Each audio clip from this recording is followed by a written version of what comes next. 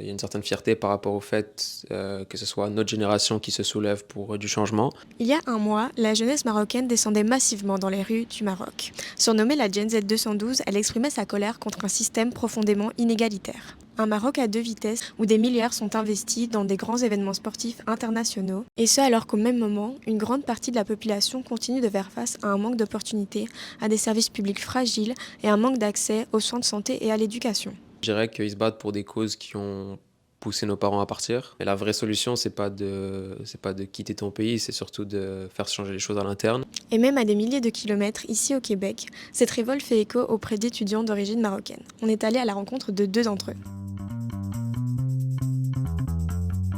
D'un côté, fierté de voir la jeunesse qui se lève, qui a des vrais motifs de revendication, mais de l'autre côté, il y a forcément une forme d'inquiétude, de tristesse de voir les violences. C'est sûr que on est sensibilisé, en tout cas dans ma famille, on est assez sensibilisé par rapport aux injustices qui se passent au Maroc.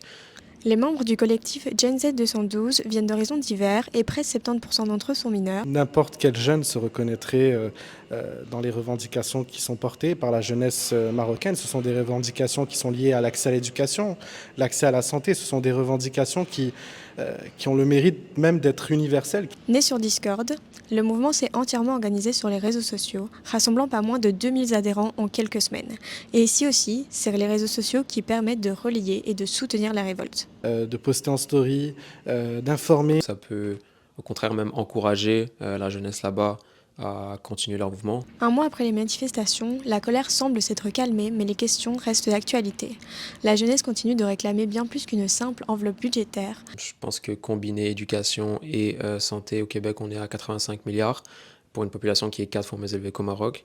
Donc par habitant, on est peut-être à 8 000 dollars par habitant ou 9 000, alors qu'au Maroc, on est autour de 600 dollars par habitant, donc c'est nettement inférieur. Ce qu'ils attendent, c'est vraiment le fait d'avoir une vision à long terme de ce que doit être la société marocaine, d'améliorations qui se vivent et qui se sentent. Il y a aussi le problème de la corruption qui est toujours pas résolu, donc il faut que ces gens-là soient punis. Si ces gens-là sont jamais punis, ben, ceux qui viendront après vont continuer de faire la même chose.